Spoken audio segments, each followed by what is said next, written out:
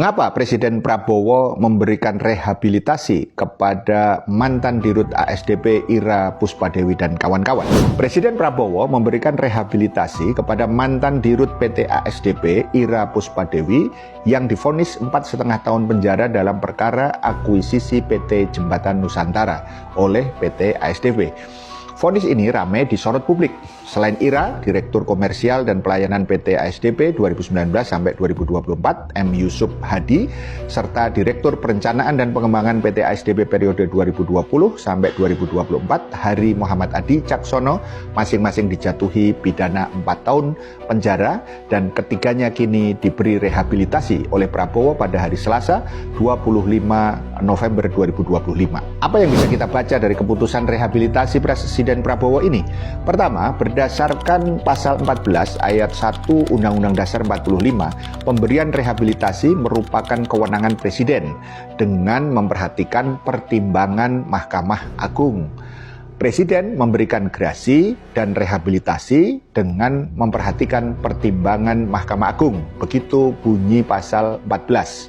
Kemudian penjelasan rehabilitasi secara eksplisit tertera dalam pasal 1 dalam kurung 23 Kitab Undang-Undang Hukum Acara Pidana KUHAP. Dalam aturan itu disebutkan rehabilitasi adalah hak seseorang untuk mendapatkan pemulihan harkat serta martabatnya yang diberikan pada tingkat penyidikan, penuntutan atau peradilan karena ditangkap, ditahan, dituntut ataupun diadili tanpa alasan yang berdasarkan undang-undang. Selain diadili tanpa alasan, rehabilitasi juga merupakan hak pemulihan karena kekeliruan mengenai orangnya atau hukum yang diterapkan menurut cara yang diatur di dalam undang-undang ini.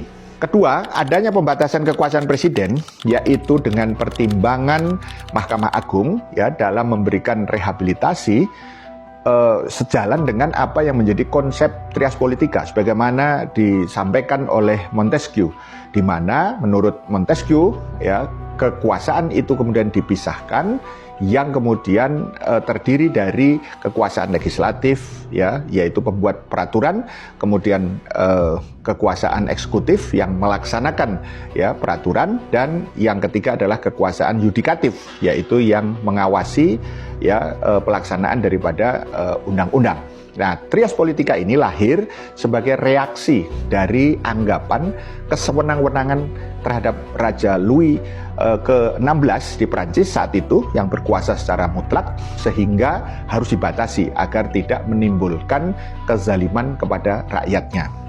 Ketiga, berbeda dengan trias politika, Islam menawarkan sistem peradilan yang adil, kokoh, dan terbebas dari intervensi politik, termasuk dari pihak eksekutif. Sistem ini dibangun atas dasar iman dan takwa, bersumber dari wahyu Allah Subhanahu wa Ta'ala, bukan dari hawa nafsu manusia.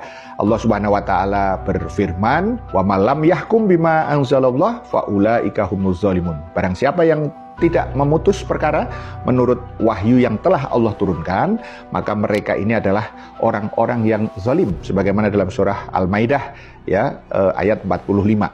Islam tidak memberikan ruang kompromi dalam hukum. Pengadilan tidak tunduk kepada tekanan kekuasaan atau opini publik.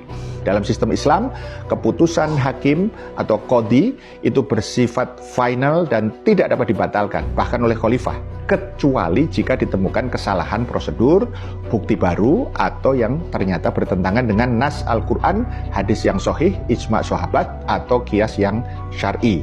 Imam Al-Mawardi menegaskan bahwa tidak halal bagi seorang khalifah membatalkan keputusan qadhi, Al-Ahkam Sultaniyah halaman 99.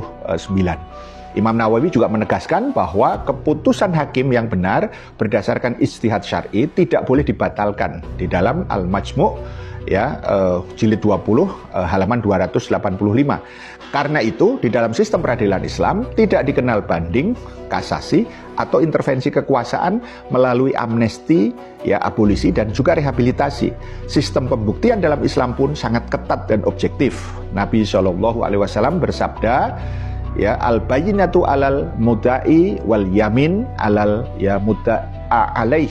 Menghadirkan bukti adalah kewajiban atas pihak yang menuduh, sementara sumpah adalah keharusan bagi pihak yang kemudian tertuduh, sebagaimana dalam hadis riwayat At-Tirmidzi. Dengan prinsip ini, tidak ada vonis tanpa bukti.